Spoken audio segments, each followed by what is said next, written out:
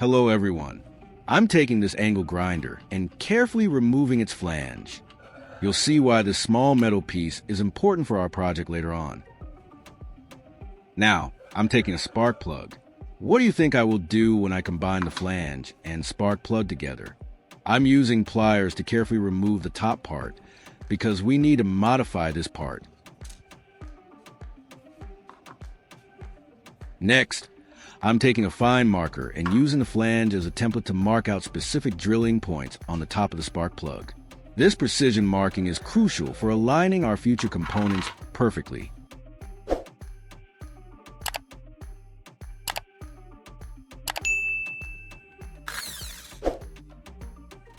I'm securing the spark plug into my electric drill.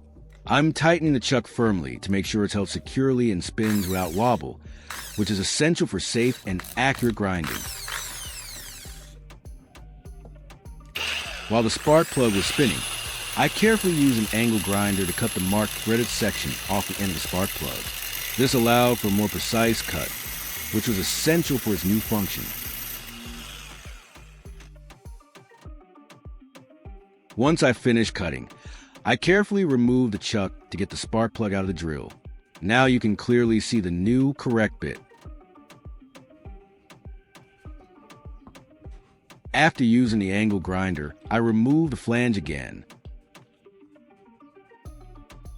Let me show you the modified spark plug that fits snugly into the flange.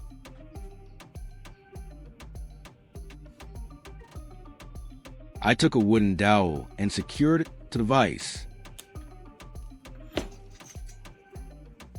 I measured and marked a piece, about 4 inches long, for the handle. Then I will use a saw to cut the wood.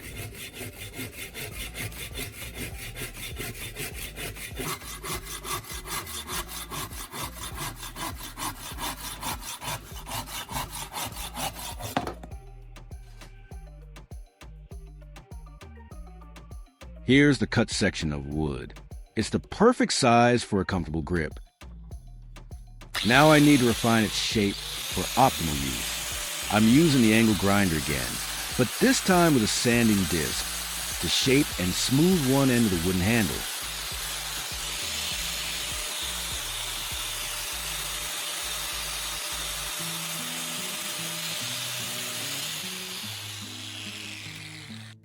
Now that the wooden handle is shaped, I'm fit the flange into its end. It's a snug fit, which is exactly what we want for a secure assembly. I'm using the flange as a template to mark the exact locations for drilling on the wooden handle. Precision is key here, as these marks will guide where I drill the pilot holes for securing the flange.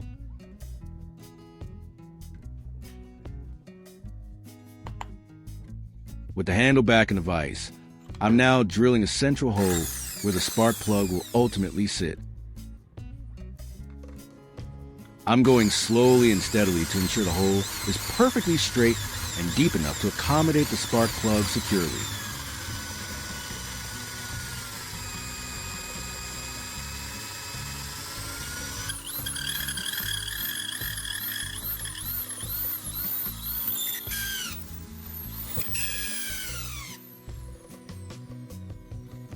After drilling, I'm clearing out all the sawdust from the wooden handle. After, I'm drilling smaller holes around the main central hole. These are the pilot holes where small screws will eventually go, securely attaching the flange to the wooden handle. I'm taking the wooden handle out of the vise now, and I'm tapping out any remaining sawdust. This ensures a clean workspace and helps prevent any obstructions when assembling the components. Time to secure the flange to our new wooden handle.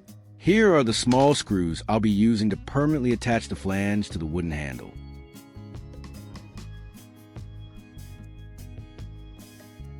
I'm aligning the marked holes and driving in small screws with a screwdriver.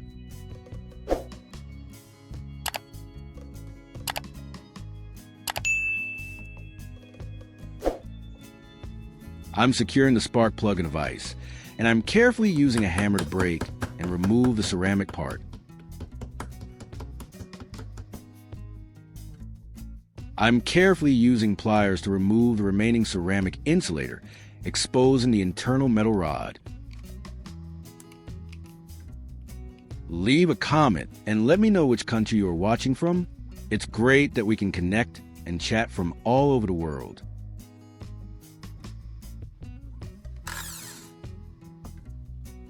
I'm going to put the spark plug back in the drill.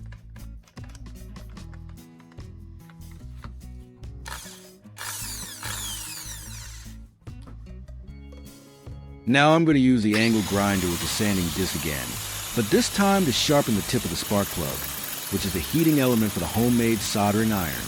We need a perfectly clean and conductive soldering iron for optimal performance.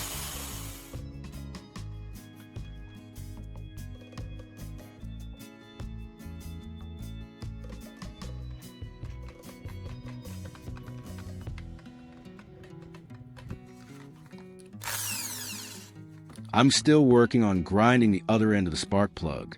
The goal is to make it conduct electricity better when connecting the wires.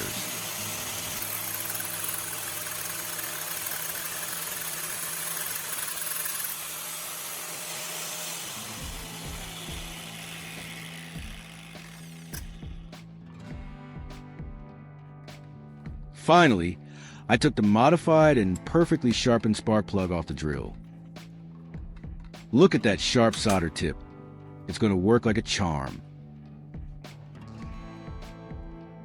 I'm taking a red electrical wire and carefully stripping a small section of insulation from one end.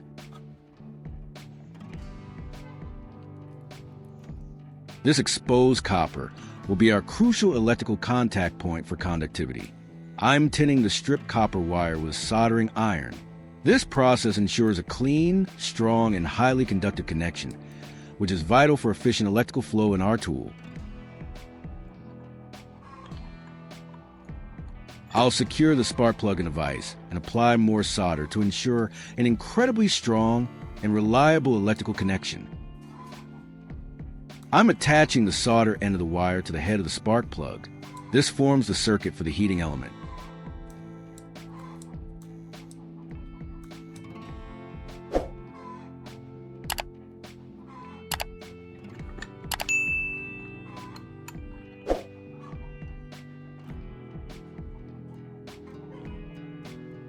I'm carefully inserting the spark plug with the attached wire into the pre-drilled wooden handle. The wire threads to the handle and the spark plug screws snugly into the flange, creating a unified and functional tool body.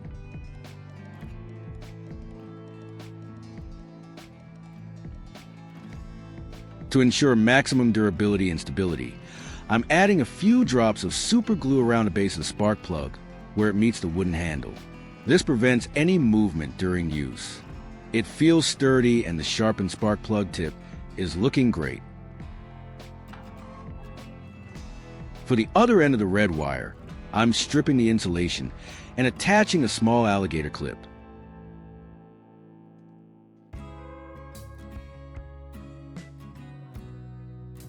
If you find this video interesting, don't forget to like, subscribe, and turn on the notification bell so you don't miss any interesting ideas coming soon.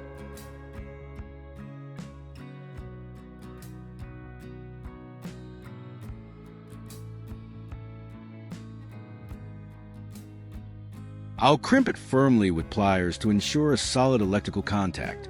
This clip will connect to our power source.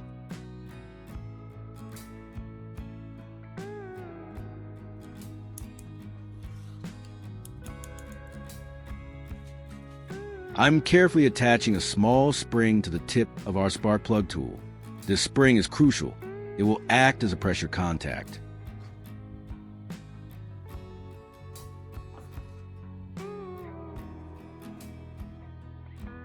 Now for the second lead, I'm taking a white wire and another small clip.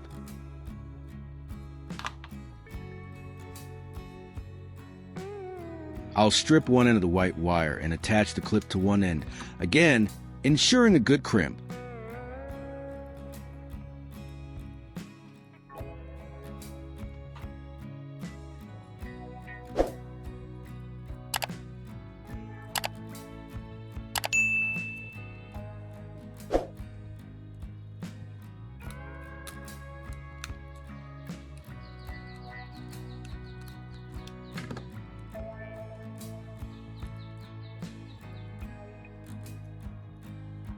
Similarly, I will prepare one more alligator clip.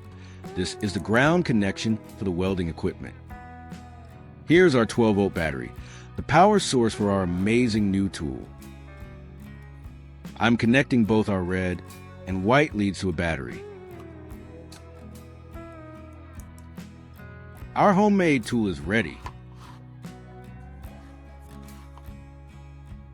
I prepared this piece of wood to make a workbench for this project. I'll place some razor blades on the wood.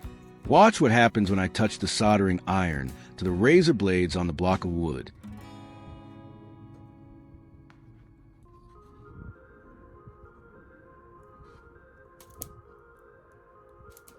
See? The temperature increases instantly, melting the metal.